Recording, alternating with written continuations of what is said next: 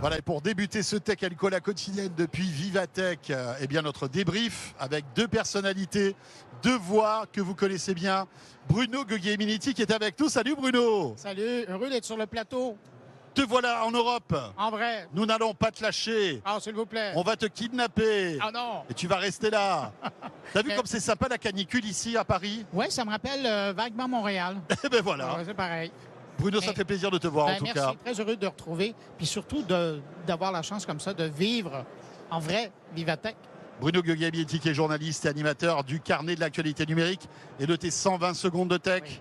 Là, tu vas carburer. Évidemment, tu vas nous raconter à ta manière ce Vivatech, cette édition, cette 10e édition de Vivatech. On va en parler d'ailleurs dans un instant. Ouais. Yves Maître est là aussi. Salut Yves. Bonjour. Comment va Yves Maître?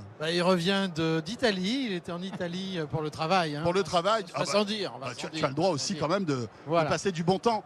Yves Maître qui est operating partner chez Jolt Capital, cofondateur aussi de Xunos. Voilà. Ouais. Et puis, rappelons-le, tu as travaillé chez Orange et tu as été le patron aussi de HTC il y a quelques années de cela. Donc, tu as vraiment un spectre très large dans la tech. Évidemment, tu t'intéresses beaucoup à l'IA. L'IA, on va en parler d'ailleurs, parce que tu fais un peu le tour du monde de l'IA en ce moment. Tu étais en Chine, c'est un peu ça, oui. C'est un peu Europe, l'IA est présente ici à Vivatech. Enfin bref, on va parler de tout ça. Côte d'Ivoire aussi. Côte d'Ivoire aussi, bien évidemment, avec des messages très forts concernant l'Afrique, qui est très présente ici à Vivatech. Absolument. Mais j'aimerais, si tu le veux bien, donner la parole à Bruno pour débuter. Parce que Bruno, ça fait quelques années que tu viens ici à Vivatech. Ouais. Et tu m'as dit, François, en préparant ce rendez-vous, j'ai un truc à dire. Cette année, c'est pas comme les années précédentes. Non, je tape sur la table. Ne tape pas trop fort, s'il te plaît. Okay. Il faut qu'elle tienne toute la semaine. Bon, OK, je me retiens. Non, mais sérieusement, François, déjà dans cette première journée, j'ai eu l'occasion de rencontrer beaucoup de gens, beaucoup des étrangers qui viennent ici, et je m'inclus, donc les Canadiens, les Québécois qui viennent ici, mais aussi des gens de d'autres pays. Et ce qu'on me dit, et je pense que les organisateurs de Vivatech devraient prendre bonne note de la chose, c'est que l'an dernier, quand on était de l'extérieur de la France, ça commençait à être difficile de faire des contrats, de faire des partenariats. Et là, cette année, c'est quasi impossible. Pourquoi? Parce que là, vous êtes vraiment en train de mettre en place le tout France ou le tout Europe. Et ce que ça fait, c'est que les entreprises qui viennent de l'extérieur, sont presque mal vues. Et là, ce que je suis en train de me dire, c'est que déjà l'an dernier, il y a des entreprises qui me disaient ça coûte cher pour maintenant plus grand-chose. Cette année, tout le monde est en train de se dire oui, c'est intéressant ce que vous faites, mais vous savez, nous, on va prioriser le marché français ou le marché européen. Alors, à force de se faire taper la porte sur le nez, là, cette année, on voit encore beaucoup de pays qui sont présents. Mais là, je me dis, est-ce que c'est le petit canari qui chante dans la mine? Mais c'est un coup de gueule, là, Bruno, que tu nous fais. Oui. Mais est-ce que c'est dû justement à cette volonté de souveraineté, qui est un peu un mot tarte à la crème? C'est galvaudé, là, faut maintenant. Pas se voiler la face. Ouais. Hein. Et véritablement, parce qu'il faut qu'on progresse sur certains domaines, se refermer notre coquille, c'est ce qu'il y a peut-être de pire, non, qui pourrait nous arriver. C'est intéressant ce que dit Bruno. Oui, alors c'est intéressant. Moi, je sais pas. Alors peut-être parce que je suis déjà trop dans ma coquille et que du coup, je ne vois plus l'extérieur. Mais enfin, je me balade pas mal. À midi, j'ai eu l'occasion de passer un petit peu de temps avec une délégation officielle du ministère, officielle de la Côte d'Ivoire. Je pense qu'il y a deux choses, comme tu l'as d'ailleurs très bien mentionné. Il y a le business et il y a la vitrine. Ouais. Alors, le business, je suis d'accord avec toi. Aujourd'hui, Vivatech n'est pas l'endroit où on fait du business, ce n'est plus l'endroit où on fait du business. Okay, c'est devenu un endroit vitrine où on monte un certain nombre de choses. Mais dans cet endroit vitrine, je dirais que contrairement à ce que je trouvais avant, il est plus accueillant. Tu vas retrouver par exemple un grand stand de Taïwan, tu vas trouver même la Thaïlande est présente, tu vas trouver des stands africains, tu as des stands d'Amérique du Sud, etc. Donc, on ouvre la vitrine et on ferme en effet un petit peu le business. Ça ne veut pas dire qu'il se ferme complètement le business, ça veut dire qu'il ne se fait pas ici. Okay, je ne vais pas dévoiler des choses que Mistral va dévoiler dans quelques jours, mais Mistral est en train d'augmenter son scope en dehors de France, dans son écosystème, et ça se fait à Paris en ce moment, mais pas sur le salon. Ouais. Mais j'aime beaucoup ta lecture et je te donne raison. Mais ça confirme, c'est ça. Aujourd'hui, je pense qu'une entreprise ou un pays qui veut venir à Vivatech c'est que pour la vitrine. Si vous voulez faire autre chose, vous allez être déçu et vous allez investir de l'argent au mauvais endroit. Cela étant dit, tu as tout à fait raison. Et dans ce sens-là, cette année, déjà l'an dernier, je trouvais que c'était assez Tu l'avais ressenti fort, déjà. Ouais. Mais cette année-là, Vivatech n'a plus rien à envier au CES parce que l'essentiel est ici. Mais alors, ce qui est intéressant, c'est que malgré tout, tu te sens étranger, mais tu es sans doute le plus familier des étrangers, parce que c'est vrai que... c'est le premier ministre canadien qui disait que le Canada est probablement le pays hors de l'Europe qui est le plus européen.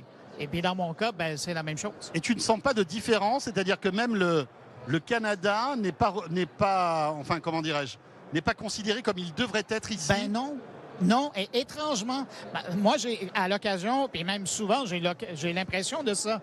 Mais quand je parle avec des gens d'affaires, j'en ai rencontré plusieurs là, ce matin, et tout le monde me dit, il y a un intérêt, peut-être pour des partenariats, mais pour acheter à des clients, développer des nouveaux marchés de sa propre poche, là, si on ne fait pas de partenariat, il n'y a plus de marché ici.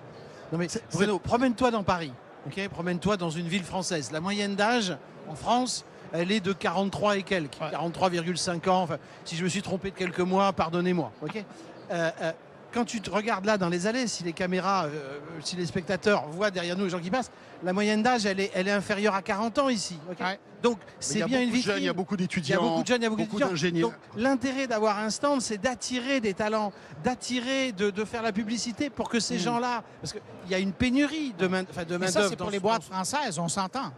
Non, il y a des Américains parce qu'ils ont des filiales ici. Il y a plein de Chinois qui sont là. Parce que attirer aujourd'hui des ingénieurs ou des sociologues ou des plombiers pour faire des data centers, c'est super compliqué parce que c'est plein de plomberies. Oui, mais Yves, malgré tout, on vit une période un peu chahutée avec un contexte géopolitique qui n'est pas favorable à l'ouverture et aux échanges en ce moment. Alors, moi, je suis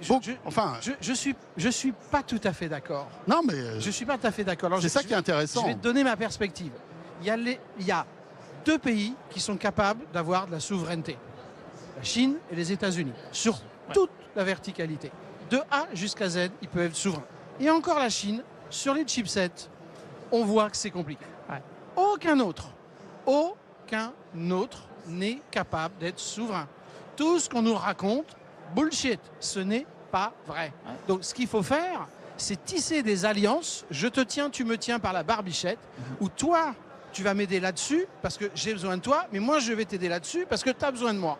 Et si tu me lâches la barbichette, je te lâche la barbichette. Okay, donc en fait, la souveraineté dont on est en train de parler, et c'est celle qu'il faut qu'on développe en France, c'est une multi-souveraineté. C'est chacun a des faiblesses, chacun a ses forces. Jouons les forces des uns, jouons et compensons les faiblesses des autres pour qu'on se tienne par la barbichette et que, comme une chaîne, on ne puisse pas casser de maillon. Mais personne en dehors de la Chine, peut-être la Corée du Nord, mais je m'en excuse, je n'y vais pas, Non. Je n'ai pas particulièrement envie d'y aller.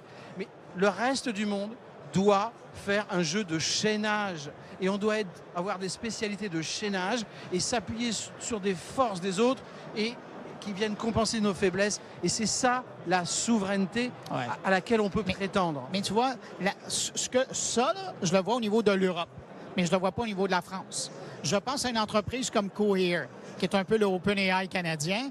Eux, qu'est-ce qu'ils ont fait? Ils ont fait des partenariats, des ententes avec des Allemands. C'est vrai. Mais en France, ce serait impossible. Pourquoi? Parce que, en fait, ils n'ont pas eu de possibilité d'ouverture avec la France, c'est ça? Ils sont venus à quelques occasions, sauf qu'il n'y a pas ce vent d'intérêt et justement cette prise de conscience que pour être souverain aujourd'hui, pour les moyennes puissances, à part des États-Unis et de la Chine, il faut regarder plus loin que ses voisins immédiats. Là. Oui, mais nous, on a eu Napoléon et De Gaulle. Alors évidemment, après, tous les autres, tu comprends. Bon, voilà. Donc, on a quand même, et je suis d'accord avec toi, on a cette culture-là. Mais vouloir faire la France capable de faire tout de A jusqu'à Z, c'est planté. Non, ça c'est malheureux. Mais c'est fini. Ça n'arrivera pas. Mais ça n'arrivera jamais. Et plus jamais. C'est comme ça. On est juste 60 millions, 61, 62, 63. Et avec un GDB, ou un PIB qui est juste ce qu'il est. Qui est très, très, très, très honorable pour 60 millions d'habitants. Oui, bien sûr, bien sûr. Bien d'accord. Mais c'est pas suffisant. Mais on n'est pas dans la cour des grands, des très grands. Exactement, oui. Bien sûr. Et là, heureusement, avec l'Europe, là, vous avez plus de chances. Il faut jouer les cartes. Et si je peux me permettre d'encore lancer l'invitation bien sûr. de mon premier ministre canadien, incluez le Canada là-dedans. Et je le vois, parce qu'il y a énormément d'entreprises françaises qui viennent s'établir au Québec ou au Canada en se disant, on n'est pas loin des États-Unis, donc on peut faire de la business comme ça. Il y a plein de géants. OVH Cloud, par exemple, en est un qui vend la souveraineté numérique au Canada et puis qui regarde aussi du côté des Américains. Il y a des joueurs, Ubisoft, c'en est un comme ça. Et il y a un lien là, qui est là. Sauf que cette année particulièrement, on a l'impression que la mentalité par rapport à on achète chez le voisin est en train de se refermer. Là. La porte, les fenêtres commencent à fermer. En tout cas, mais hélas, le discours politique va malheureusement dans ce sens-là, qui n'est pas le sens de l'histoire et qui est une voie sans issue. Parce qu'on n'a plus la capacité de le faire. Et cela dit, tout ça tombe en plein G7 qui est justement une réunion d'ouverture malgré tout. On va aller à Versailles ce soir, non? Mais bien sûr.